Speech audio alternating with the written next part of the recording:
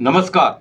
तबसरा आज दोपहर तक में एक बार फिर आपका स्वागत है और मैं हूं दर्शपाल गुप्ता और मेरे साथ हैं वरिष्ठ पत्रकार सतीश वर्मा जी। सतीश जी, आज जिन पे हम चर्चा करने जा रहे हैं उसमें सबसे पहले जो खबर है यह है, डोगरा सदर सभा ने महाराजा हरि सिंह को लेकर आकाशवाणी पर लगाए गंभीर आरोप और पीपल कॉन्फ्रेंस के साजिद लोन का अलगाववादियों के प्रति जागा प्रेम। विशेष दर्जा को लेकर पूरे होने जा रहे हैं 3 साल और केंद्र सरकार और कांग्रेस के बीच में छिड़ी जंग। 15 अगस्त पर आतंकवादी के हमले को नजर रखते हुए सरकार गंभीर। सबसे पहले हम बात करते हैं डोगरा सदर सभा की। डोगरा सदर सभा के प्रधान गुलचैन सिंह चाड़क ने आज एक प्रेस कॉन्फ्रेंस की है। हालांकि उस सब डोगरा भवन में बहुत से उन्होंने, जैसे उनका दावा है कि अपोजिशन के भी सारे नेता और दूसरे भी जितनी विपक्ष की पार्टियां हैं, जितने भी सोशल सोसाइटी के वहां पे सभी उपस्थित थे। उन्होंने आकाशवाणी पर बहुत गंभीर आरोप लगाए हैं। उन्होंने कहा आकाशवाणी के जो प्रोग्राम है उसमें महाराजा हरि सिंह के प्रति उन्होंने बहुत ही गंभीर आरोप लगाए हैं। उन्होंने कहा कि महाराजा को एक देशद्रोही बताया गया। महाराजा को यहाँ तक कहा गया कि उन्होंने किसी का नाम लेकर के उसको शहीद किया है। एक तरफ तो पूरा जम्मू इस वक्त महाराजा की जन्मदिन पर छुट्टी मांग रहा है और नमस्ते कर रहा है महाराजा को, और सरकार भी मान रही है और सब कुछ कर रही है। उसके बावजूद आकाशवाणी जो कि खुद एक सरकारी तंत्र है, वहां से महाराजा के विरुद्ध कोई बात निकलती है, वो सचमुच वो एक बहुत गंभीर बात है। जी बिल्कुल, आपने ठीक कहा। आज गुलचैन सिंह चाड़क जो सदर सभा के प्रमुख हैं, उनका ये भी दावा था कि हमारे साथ तमाम सामाजिक और धार्मिक संस्थाओं के प्रतिनिधि भी मौजूद हैं। उनकी सदर सभा में ऑल सेक्शन ऑफ सोसाइटी के लोग होते हैं। उन्होंने कहा कि महाराजा साहब जो हरि सिंह हैं, जो अंतिम महाराजा थे हमारी स्टेट के, उनके बारे में आकाशवाणी को अनर्गल बातें प्रचारित कर रही है। उससे उनकी छवि एक अपराधी की बनाने की कोशिश की जा रही है, जो कि कतई मंजूर नहीं है। आपने ठीक कहा। देखिए ना, एक तरफ यहाँ के लोगों में डोगरा जो हैं, उनको डुग्गर्स के अंदर इस बात को लेकर खासी नाराज़गी है कि आपने जो महाराजा साहब की छुट्टी, जो कि आपका चुनाव में एजेंडा रहा भाजपा का शुरू से, आपको अब क्या दिक्कत है? दिल्ली में आपकी सरकार, यहाँ यूनियन टेरिटरी है, आप एक सेकंड का ऑर्डर रही है, अगर आप चाहें तो करना। हो सकता है कि उनकी अपनी कोई मजबूरियां हो सरकार की, दिल्ली की, यहाँ की, लेकिन एक नाराज़गी वो है लोगों में कि अभी तक छुट्टी घोषित क्यों नहीं की, जबकि आपको दिल्ली में बैठे 6-7 साल हो गए और यहाँ पर भी आपको 3 साल से ज़्यादा का समय हो गया। एक नाराज़गी ऑलरेडी पेंडिंग है। दूसरा, ऊपर से कहते हैं जले पर नमक छिड़कने वाली बात। तो मैं समझता हूँ कि ये चाड़क साहब ने जो बात उठाई है, उनके पास बात के प्रमाण होंगे, तभी उन्होंने प्रेस कॉन्फ्रेंस में ये बात कही है। कोई बेग बात कहने वाले यानी मजबूत नेता हैं और जिम्मेदारी के साथ चीज़ों को कहते हैं, तो इस पर संज्ञान लेना चाहिए।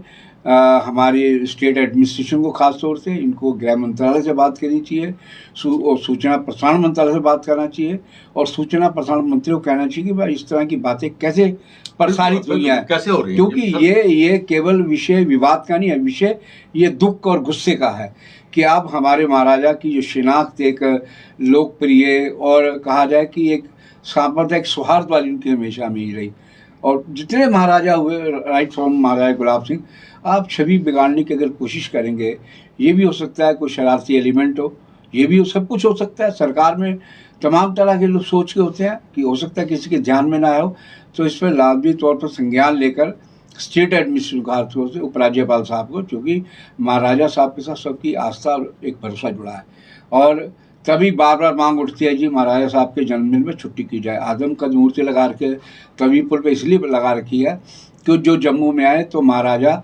की एक जो पहचान है उनको नज़रअंदाज कोई नहीं कर सकता। तो इस पर गौर करना चाहिए, हम तो समझते हैं। आकाशवाणी ने अगर, ये तो आपने ठीक कहा, एलजी साहब को चाहिए बात करना कि आकाशवाणी किस तरह की बातें किस तरह से कह रही है। पहले ये इन पे ऊपर आरोप लगाए जाते हैं सरकारी तंत्र है इसका दुरुपयोग किया जा रहा है। बिल्कुल, ऊपर से जब वो महाराजा के विरुद्ध बोलेंगे तो गुस्सा भड़केगा ही, इसमें कोई शक नहीं है। लेकिन इसके साथ साथ दूसरी बात भी उन्होंने की है कि जम्मू हेरिटेज जो है उसको तबाह किया जा रहा है। मुबारक मंडी के बारे में उन्होंने कहा है कि जो इस बरसात में मुबारक मंडी की हालत और खस्ता हो गई है, बहुत सारा नुकसान हो गया, इसको वक्त रहते हुए ये देखते नहीं है, इसको ठीक नहीं कर रहे। देखिए, हम पहले भी 1-2 बार चर्चा कर चुके हैं। देखिए, इसमें इसके कई हिस्से हैं। इसमें एडमिनिस्ट्रेशन की जिम्मेदारी तो पहले प्रमुख तौर पर सरकार की और एडमिनिस्ट्रेशन की आती है कि आपने थड़ा तोड़वा दिया, जहाँ महाराजा साहब का कहते हैं कि वो लगता था है, आपने तोड़वा दिया, आप उसको डेकोरेटेड करें, उसका क्या मतलब है? पुरान दूसरे मुल्कों में अगर जाएं, दूसरा मुल्क छोड़ दीजिए, आप राजस्थान चले जाइए, हमारा अपनी स्टेट है हमारे मुल्क की, वहाँ देखिए ऐसे जहाँ महल ऐसे खड़े हैं जैसे कल बने हो, कल उनका निर्माण हुआ हो। तो पहला तो ये है कि जो यहाँ की जो लोकल बॉडीज़ हैं उनकी मूर्त जिम्मेदारी थी कि आखिर वो उस पर कैसे हथौड़ी चढ़ गई तोड़ने के लिए। और दूसरी बात, तोशा खाना का सबको मालूम है किस तरह आग जनी हुई, किस तरह सामान खुर्द बुर्द हो गया, कहाँ नहीं गया। महाराजा साहब के बेशकीमती हीरे जवाहरात और तमाम चीज़ें थी। और सबसे बड़ी बात है कि मैं केवल सिर्फ प्रशासन को ही जिम्मेदार इसके लिए ठहरता है, आखिर मुबारक मंडी इलाके के लोग क्यों नहीं खड़े हुए इस मामले में? उनकी भी जिम्मेदारी थी, महाराजा उनके भी थे। और तीसरी सबसे बड़ी जिम्मेदारी महाराजा परिवार की थी, डॉक्टर करण सिंह फैमिली की।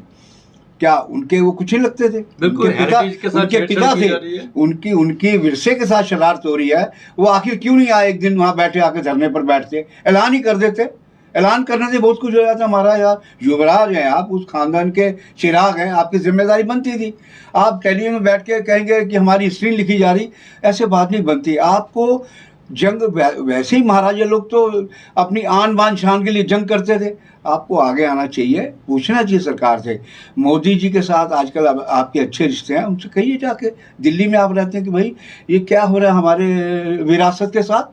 और सबसे बड़ी बात है, अगर महाराजा हरि सिंह की बात है जो बता रहे हैं चाणक साहब, मैं कह रहा हूँ डॉक्टर करण सिंह जी को पहले इस मामले को उठाना चाहिए था। चाणक साहब तो समझ लीजिए एक मायने में उस चीज़ का रख रखाव कर रहे हैं, केयर टेकर हैं एक मायने में, कि अगर ये नज़र ना रखे तो पता नहीं क्या क्या हो जाए। मुझे याद है कि जब तोशा खाना में आग लगी थी, तबाही हुई थी, चाणक साहब ने वहाँ बड़ा, उस समय सरकार भी थी इनकी, बड़ा केयरफुली चीज़ों को देखा गया था। लेकिन बहुत सी चीज़ें खुर्द-बुर्द, मैं फिर कह रहा हूँ, बहुत सी चीज़ें खुर्द-बुर्द होगी महाराजा साहब के जो उस वक्त के था। और लेकिन हम फिर कहेंगे कि उपराज्यपाल साहब को तौर पर, चूँकि एग्जीक्यूटिव पावर उनके पास है, अमला उनके पास है, डॉक्टर करण सिंह भी अगर कहेंगे या गुलचैन सिंह चाणक्य कहेंगे, अल्टीमेटली कार्रवाई तो प्रशासन को करनी है, चाहे सेंटर से ऑर्डर आए। तो मैं इसमें पहली पहल जो है उपराज्यपाल साहब की बनती है, उनको आगे बढ़कर इस पर इनिशिएटिव लेना चाहिए, क्योंकि सबके सेंटीमेंट्स हैं महाराजा साहब के साथ। एक तो आपने छुट्टी अब तक डिक्लेयर नहीं करी, दूसरा ऊपर से ये हो गया कि आकाशवाणी जो हमारे मुल्क का ही एक AIR इंडिया रेडियो है, अगर इस प्रकार का दुष्प्रचार करता है तो वास्तव में ये घाव गहरे करने वाली बात है। बिल्कुल। CG पीपल कॉन्फ्रेंस के चेयरमैन सजाद लोन है जो, उनका आजकल अलगाववादियों के प्रति बड़ा प्यार उमड़ रहा है, वो उनको अलगाववादियों को छोड़ने के लिए कह रहे हैं। नहीं, बिल्कुल। आप देखिए, मैं देख रहा हूँ कुछ अरसे से सज्जाद लोन, शायद इसलिए उनको अब ये चुनाव की खनक कान में सुनाई देनी शुरू लग गई है। अब वो सोच रहे हैं कि किस तरह मैं कश्मीरियों को एड्रेस करूँ, एजेंडा कोई है नहीं। आपको याद होगा पिछले दिन रुबैया सैयद के मामले में यासिन मलिक के खिलाफ जब रुबैया सैयद जम्मू की अदालत में बयान देने आई, गवाही देने आई, तब भी इन्होंने आपत्ति जाहिर की थी कि रुबैया सैयद ने क्यों बोला। उन्होंने महबूबा मुफ्ती पर हमला बोलते हुए कहा था कि यासिन मलिक के खिलाफ क्यों बयान दिया। आज वो मीरवाइज उमर फारूक के बारे में कह रहे हैं। हालांकि मीरवाइज उमर फारूक के बारे में एक उनकी इमेज है कि वो एक मॉडरेट अलगाववादी नेता है। वो जिस पर सैयद अली शाह गिलानी साहब थे, अब तो चले गए दुनिया से, उनकी छवि एक चरमपंथी नेता के तौर पे थी, लेकिन इनकी एक मॉडरेट लीडर के तौर पर है। लेकिन सज्जाद लोन का ये भी कहना है कि ये ऐसे धार्मिक नेता है, पिछले कई साल से इनको नज़रबंद किया गया है, इनको तत्काल रिलीज़ करना चाहिए। इन्होंने टैग भी किया अपना ट्वीट गृह मंत्री को और तमाम लोगों को। लेकिन देखना दिलचस्प होगा, ये वही सज्जाद लोन है जब PDP BJP की सरकार बनी थी, भाजपा कोटे से मंत्री बने थे। हमें ये नहीं भूलना चाहिए। और सज्जाद लोन आज क्यों इतना अलगाववादियों के लिए ढोल पीट रहे हैं और वकालत करने की कोशिश कर रहे हैं, ये सही समझा जा सकता है। अगर चुनाव की आहट है, चुनाव सिर पर है, तो वो सोच रहे हैं कि मुझे चुनाव तो अपने इलाके से ही लड़ना है, जम्मू से आके लड़ना नहीं है, तो फिर वहाँ का सेंटीमेंट्स को उभारने की कोशिश की जा रही है। CG कल 5 अगस्त है जी, विशेष दर्जा है, जो 3 साल हो गया हमारे राज्य को विशेष दर्जा मिला था, उसको खत्म किया, 370 को खत्म करे, 35A को खत्म करे। तो कल हम इस पे विशेष चर्चा करेंगे। हम बिल्कुल इन बिल्कुल 3 सालों में बिल्कुल जम्मू कश्मीर ने क्या खोया और क्या पाया। नहीं बिल्कुल आप ठीक कल है। हम दर्शकों को बता देना चाहते हैं, कल बिल्कुल 1 बजे हम एक लाइव प्रोग्राम करने जा रहे हैं। इसमें लाइव प्रसारण होगा प्रसारण होगा हमारा इस और अब कार्यक्रम। इसी के ऊपर चर्चा की जाएगी और हमारे भारतीय जनता पार्टी के और दूसरे भी नेता यहाँ पे होंगे, उनसे भी वो बात करेंगे। ये कल एक विशेषता, लेकिन थोड़ा सा हम आपको फिर भी कह देते हैं बिल्कुल कि हम 3 सालों में जम्मू और कश्मीर को लेकर कुछ हालात कैसे बने और कैसे बिल्कुल। हाँ एक बात साफ है हाँ। कि देखिए केंद्र का जो फैसला था स्पेशल स्टेटस खत्म करने का, इसका हर जगह स्वागत हुआ था। एक बात जो साफ तौर पे कही जा सकती है, कुछ सेक्शन है जो इसका विरोध कर रहे थे। इवन कांग्रेस के अंदर भी विभाजन था, मत विभाजन था। कुछ पक्ष कह रहे थे कि सही टूटा है और कुछ कह रहे थे सही नहीं टूटा। तो मैं समझता हूँ कि हम इस बात के लिए जरूर कहेंगे बार बार कि अनुच्छेद 370 हो या 35 है, इसको तोड़ने का पूरे देश में स्वागत किया गया था। और हम खुद बार बार कहते आए हैं, प्रधानमंत्री नरेंद्र मोदी हो या गृह मंत्री अमित शाह, ये इन्हीं में दमखम था कि उन्होंने इस विवादित सेक्शन अनुच्छेद को इसलिए हटाया। आप जानते हैं कि यहाँ पर जो पश्चिमी पाकिस्तान से पलायन करके यहाँ जो लोग आए थे, कई दिल्ली निकल गए, दूसरे राज्यों में जो यहाँ रह गए, उनको उनका नागरिक का अधिकार नहीं मिला था। केवल वो नहीं, पंजाब से वाल्मीकि समुदाय के लोग इस शर्त पे लाए गए कि हमको यहाँ की नागरिकता देंगे। गोरखा समुदाय के लोग आए।